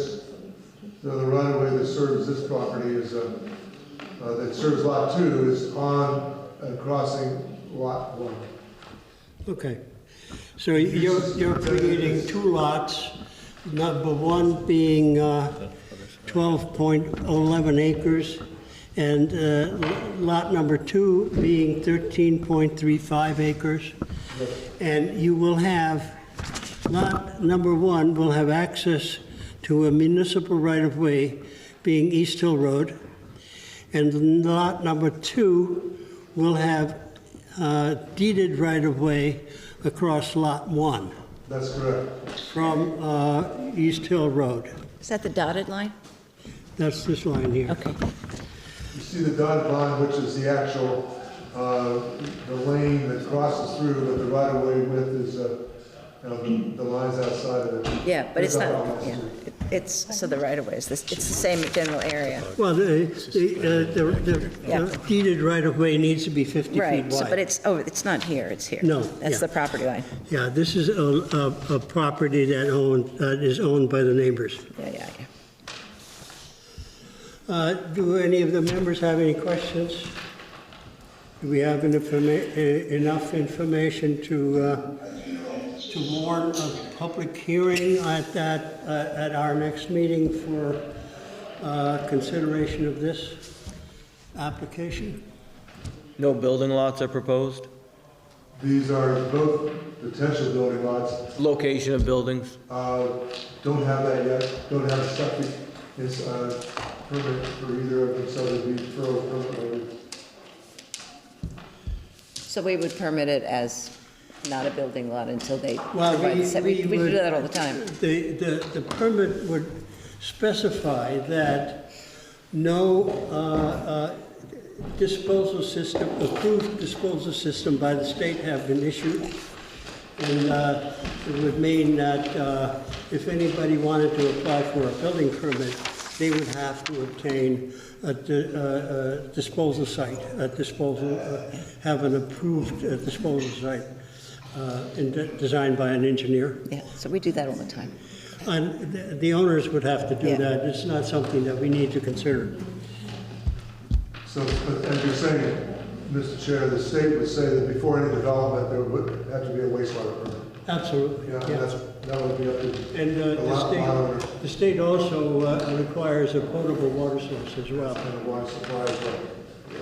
So, do we have enough information on this proposal to warn a public hearing at our next meeting?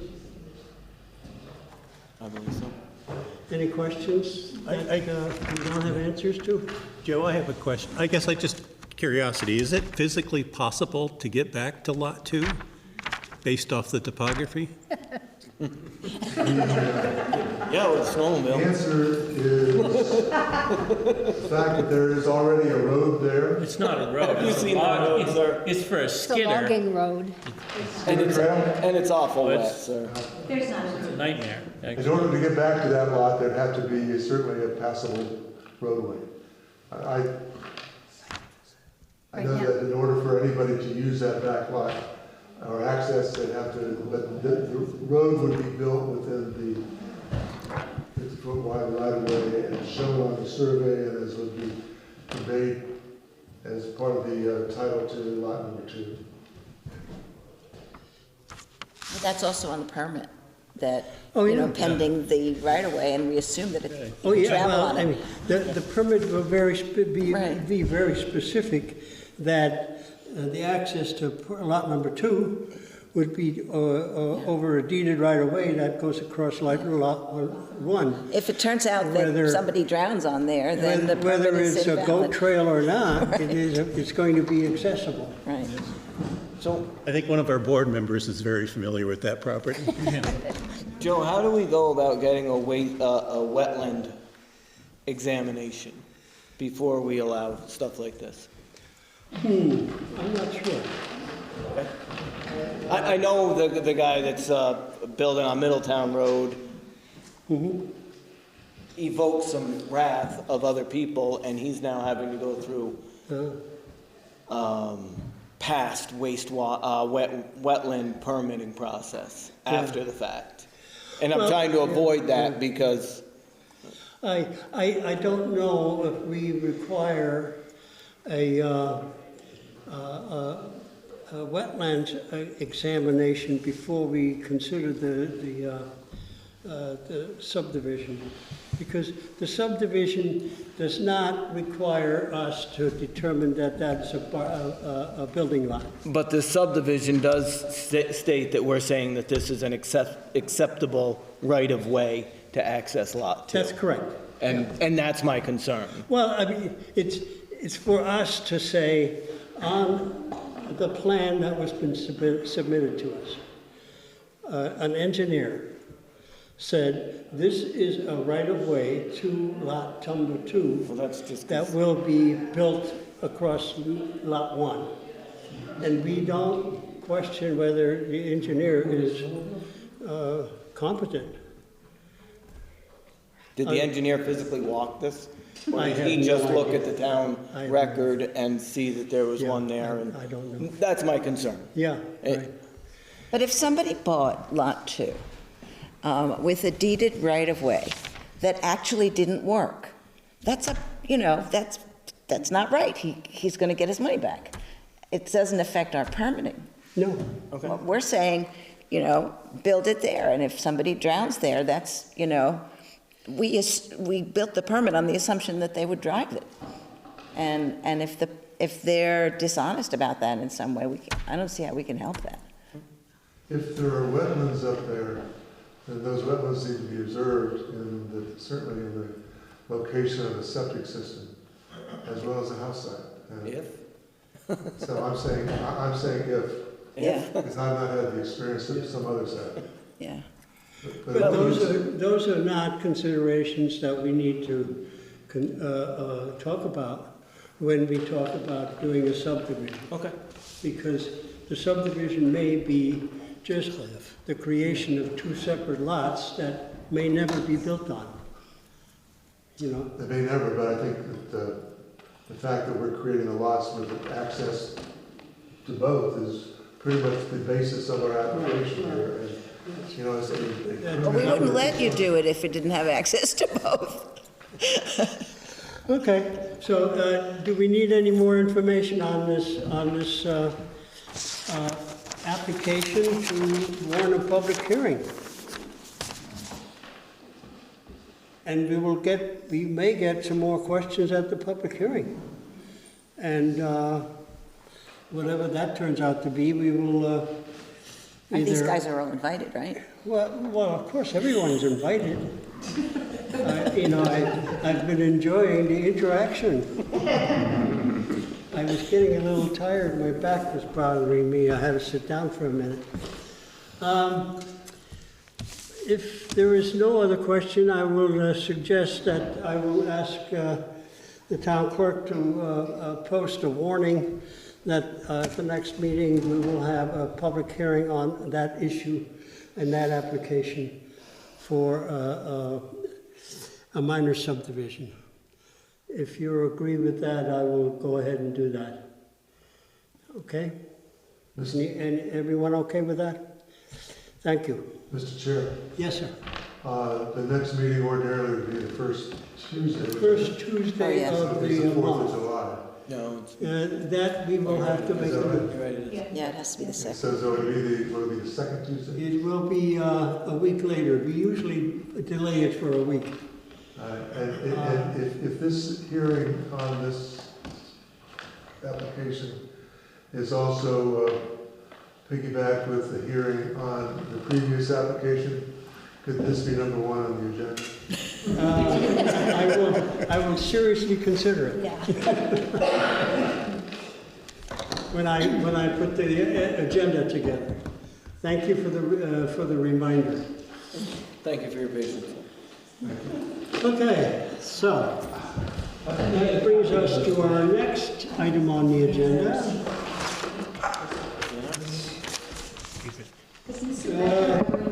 Oh yes, I did need to, someone, let's see, who, I forget who. You. Oh. You raised a question about the town plan. The town plan. The town plan. And as you know, the town plan was last adopted in 2018. Yes, sir. And at the time, it was good for 5 years. In the meantime, however, the legislature changed its mind and said the town plans are good for 8 years. So our current town plan is good until 2026. Not that I don't believe you, but is that in writing somewhere? Yes, it is. Okay. Actually, it's on the agenda. Okay.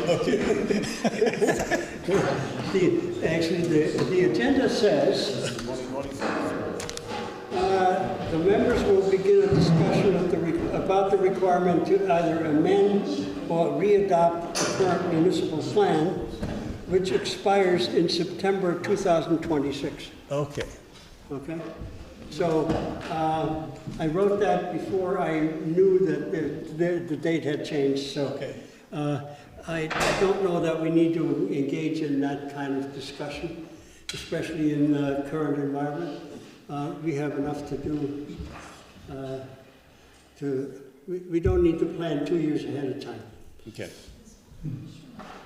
So with that out of the way, our next item on the agenda is public comments. We can invite the public to tell us what they think about the board's work.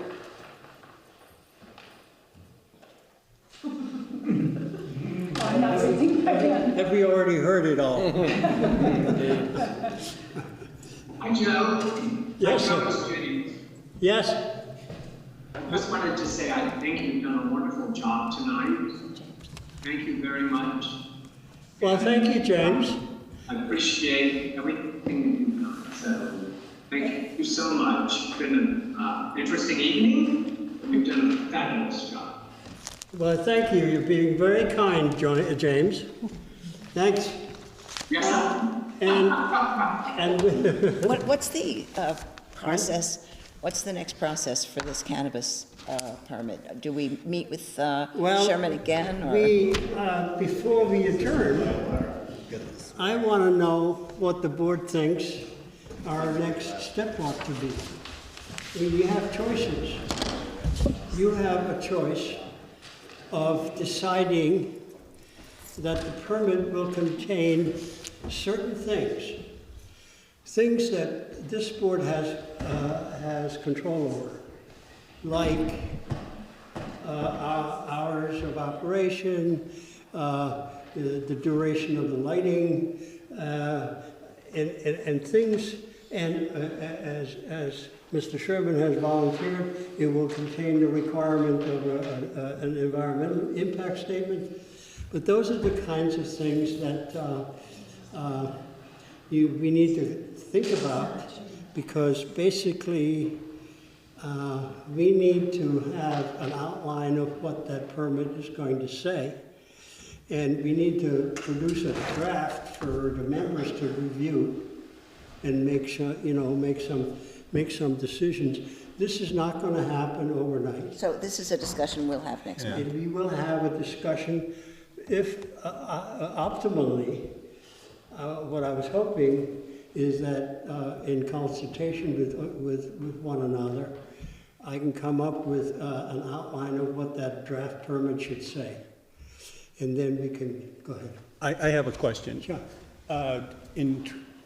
Before our last meeting, in trying to educate myself, I talked to the state cannabis board, and since there's already a cultivator, looking at where the nearest cultivators are, one of them was in Londonderry, right. And so I talked to their zoning administrator, and in both cases, the cannabis board and Londonderry's final comments to me were, I would recommend you talk to your town attorney. Sure. Yeah. And so I wonder if it behooves us to ask the select board that we talk to the town's attorney, so that it's not my opinion, we're getting legal advice on what we can or can't do. Yeah. And based off of the public's comments today, it seemed overwhelmingly that there were concerns from the public, and I didn't hear anybody saying yes. Yeah. So I'm just wondering if it behooves us as a town to talk to the town's attorney to ensure we're doing this the right way. Yeah. Well, I certainly will go to the next select board and ask them to permit us to get in touch with the town attorney and pose the question. What is it that we can do? Yeah. Right? Yeah. Joe? Can people I'm sorry. The person who had a presentation that she wanted to give, she was the person who bought from Mike and Kathy Noto, right above the property. I would love to see her presentation, and then she's going to send it in.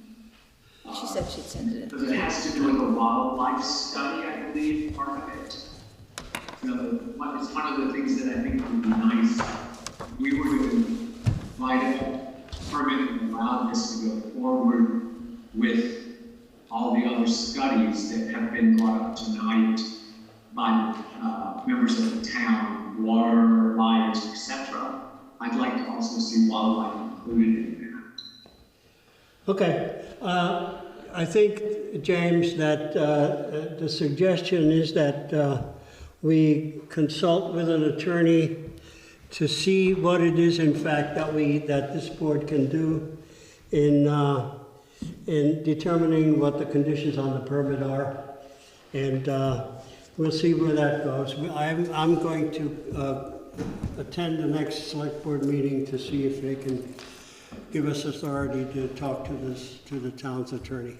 My understanding, when we've permitted before in a contentious situation, like on Steiger's for the restaurant, that if it is a conditional use and it's on our list and Nursery's on our list, then we have to give them some kind of permit. Yeah. That we can't just say no the way these people asked. Mm-hmm. And that's why I was so interested that Nursery is on our list, because we've been here before. Sure. And so we can't just say no to a nursery. Well, it's all in the conditions. And that's why I'm saying we need to decide what the conditions are in the permit.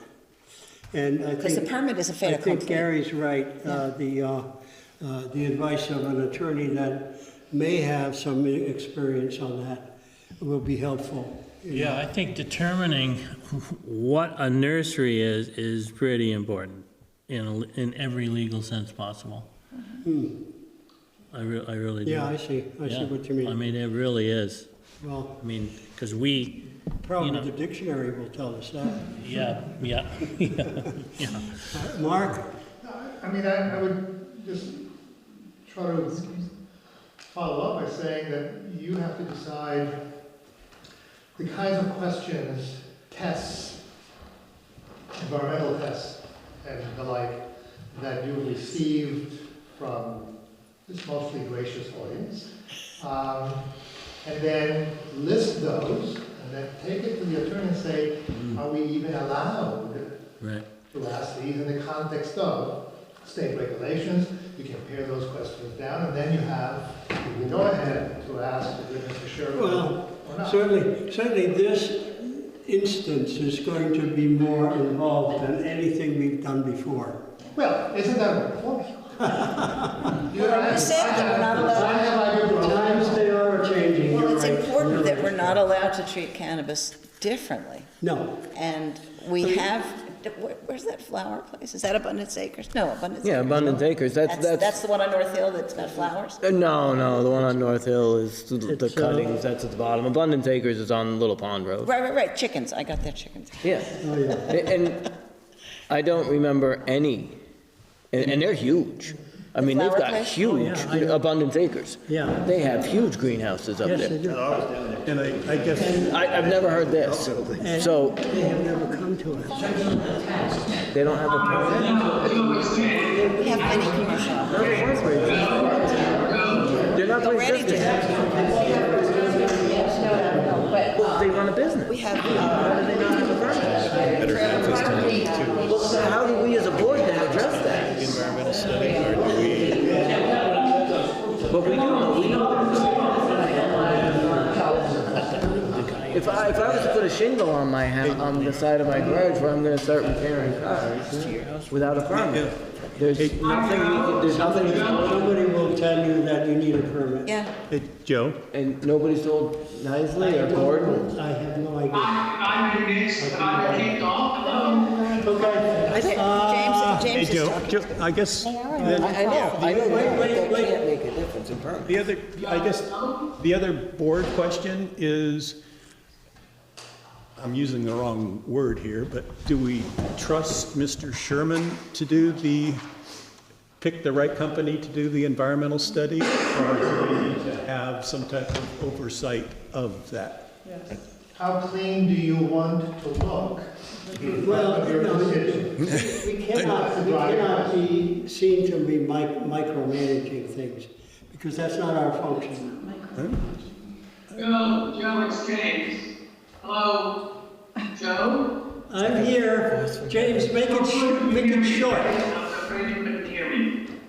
The whole thing about abundance acres came up, and I've been part of that GSA for years, and I've been on this board for years, and I never remember them coming to this board for their greenhouse. Okay. We will not be able to resolve that tonight. No. Thank you. All right, so I'm going. I wasn't. Jonathan has something he needs us to address. Yeah, Jonathan needs a signature on that Mylar for the Zissou thing. I don't think I'm allowed to sign it because I wasn't here last month. Yes, you are. I mean, you signed it in the permit. I wasn't here last month when we approved it. Yeah, but if you're informed about it, because You can sign the permit. at the preliminary review, sure. So sign it. Well, you signed the permit. Sign it. So, Okay, here you go. there you go. Thank you. Get it on the line. Yeah, before you go, guys,